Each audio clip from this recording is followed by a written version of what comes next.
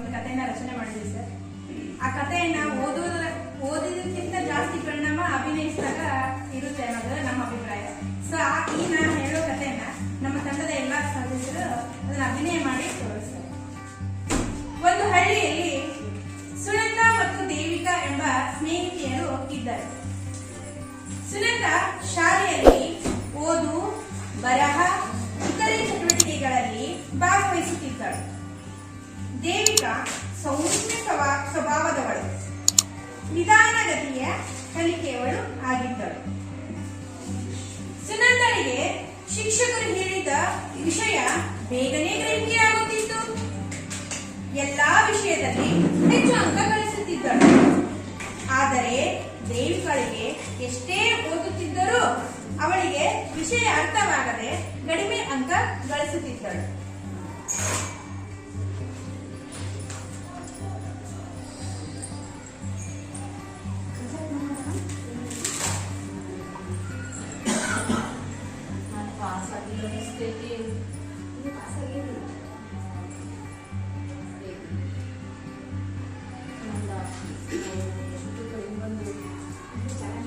ಇದರಿಂದ ಅವಳಿಗೆ ತುಂಬಾ ಬೇಸರವಾಗುತ್ತಿತ್ತು.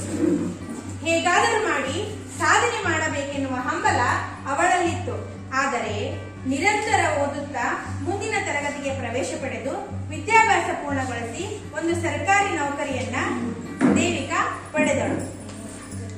ಇತ್ತ ಸುನಂದ ಹಾಗೆಯೇ ದೊಡ್ಡವಳಾದಳು. ಅವಳಿಗೆ ಓದಿನಲ್ಲಿ ಆಸಕ್ತಿ ಕಡಿಮೆಯಾಯಿತು.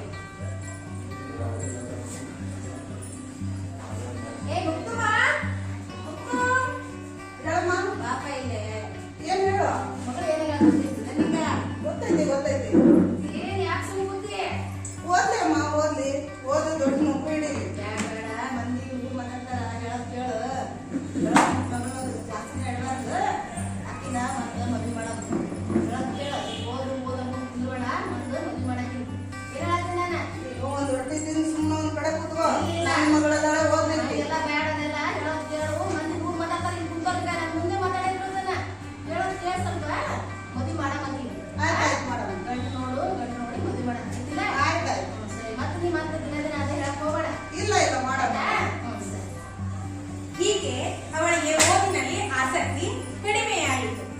ಹೀಗೆ ಅವಳು ಮಕ್ಕಾಗುತ್ತಾ ಹೋದಳು. ಕಾರಣ ಮನೆಯಲ್ಲಿ ಹಿರಿಯರು, ಸುತ್ತಲಿನ ಸಂಬಂಧಿಕರು ಮದುವೆ ಮಾಡಿ ಎಂದು ಅವಳ ತಂದೆ ತಾಯಿಗೆ ಹೇಳುತ್ತಿದ್ದರು. ಮುಂದೆ ಅವಳಿಗೆ ಬಾಲ್ಯ ವಿವಾಹವಾಯಿತು. ಚಿಕ್ಕ ವಯಸ್ಸಿನಲ್ಲಿಯೇ 2 ಮಕ್ಕಳ ತಾಯಿಯಾದಳು.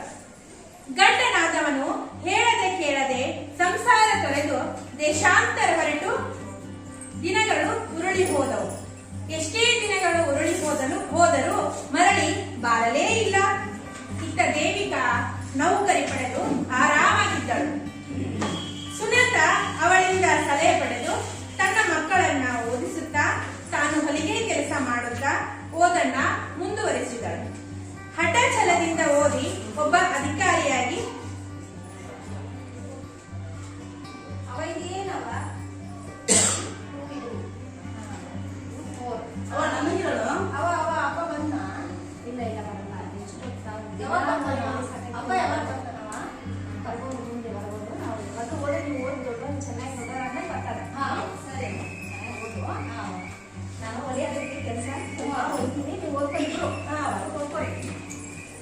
ತನ್ನ ಮಕ್ಕಳನ್ನ ಓದಿಸುತ್ತಾ ತಾನು ಹೊಲಿಗೆ ಕೆಲಸ ಮಾಡುತ್ತಾ ಓದುವುದನ್ನು ಕೂಡ ಮುಂದುವರಿಸಿದಳು.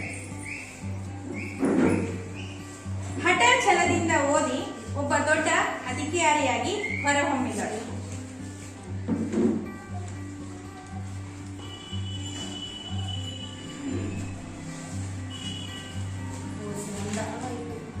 ಎಷ್ಟು ಕಷ್ಟಪಡ್ತಾ ಇದೀಯಾ ಸುನಂದ?